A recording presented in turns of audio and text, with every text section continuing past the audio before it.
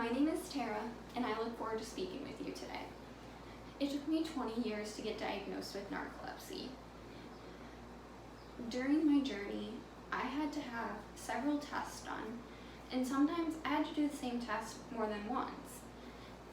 The two tests that stand out to me the most were the polysomnography test and the MSLT, which is the sleep latency test.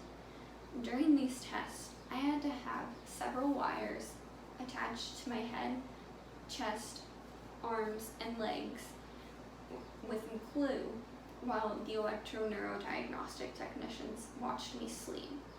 Now I'm sure you can imagine sleeping soundly in your bed at home, but now I want you to imagine sleeping with wires attached to you, as shown in this picture.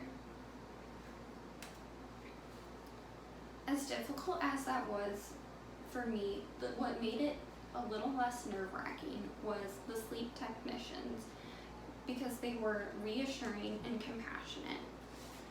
Electroneurodiagnostic technology is a valuable career which creates an opportunity to serve people. Let's talk about what an electroneurodiagnostic technician does and explain these tests a little more. Electroneuro or E&D technicians help doctors with the process of diagnosing strokes, sleep disorders, headaches, etc.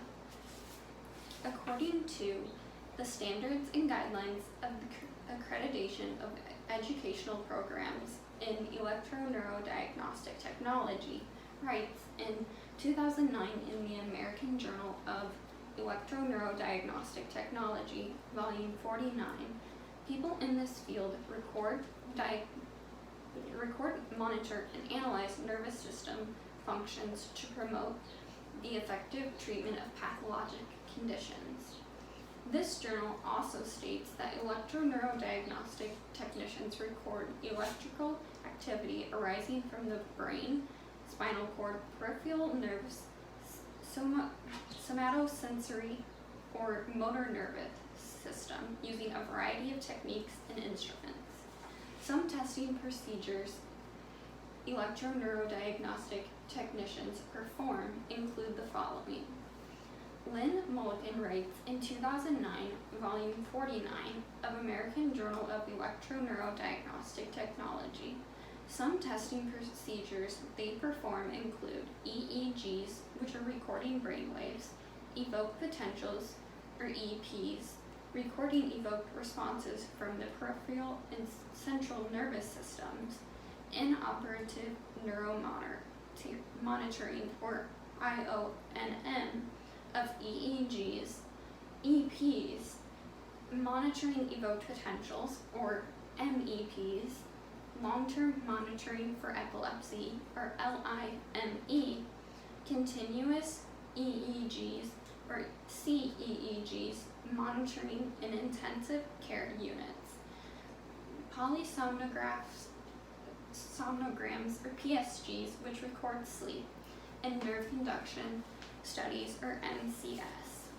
Electroneurodiagnostic technicians play an important role in healthcare. This journal also states their work as allied healthcare professionals who perform neuropsychologic procedures found in neurosciences is a crucial step in giving a correct diagnosis. Chris Bolden writes in 2005, Volume 45 of American Journal of Electroneurodiagnostic Technology, electroneurodiagnostic technicians make healthcare better. They improve the quality of people's lives. They prompt physicians to sit up and take notice because they complement their efforts at diagnosing, monitoring, and treating people's neurological illnesses. I chose to get into this profession because I was personally failed by the diagnostic process. I was misdiagnosed with several different conditions before finally getting diagnosed with narcolepsy. Even though I was failed by the diagnostic process, the electroneurodiagnostic technicians made the process less nerve-wracking. Because of my experience with the diagnostic process, I became interested in the electroneurodiagnostic technician program. My goal is to help others who are going through the diagnostic process with sleep disorders, strokes, headaches, etc., because my own was not smooth.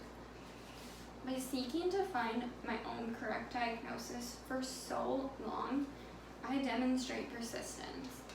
I pay attention to small details which would allow me to notice the difference between normal and abnormal recordings. Additionally, I serve on my community's volunteer fire department as an EMT. This service demonstrates that I am familiar with the medical field and value serving my community. Now let's talk about what it looks like to be successful in electroneurodiagnostic technology. An electroneurodiagnostic technician should be detail-oriented so that they can notice the abnormalities in recordings and relay it correctly to the doctor.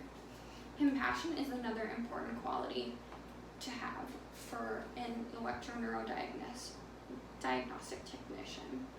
Electroneurodiagnostic technicians sees a lot of patients, and compassion makes it easier to connect with them and show that the technician wants to be a help part of the patient's diagnostic process. Being persistent is also important because a successful E&D technician will strive to get the correct diagnosis for their patients consistently. Accordingly, Lynn Mulligan also writes, electroneurodiagnostic or E&D technologists must keep pace with the expectations accompanying changes in health delivery systems because things are always changing. All in all, electroneurodiagnostic technology is a valuable career which creates an opportunity to serve people and be a positive part in the diagnostic process. They play a crucial role in giving a correct diagnosis. Successful electroneurodiagnostic technicians are detail-oriented, compassionate, and persistent on behalf of their patients. Because of my journey, I look forward to being on the other side of the diagnostic process for future patients. It took me 20 years to get diagnosed with narcolepsy. It shouldn't take that long for anyone else.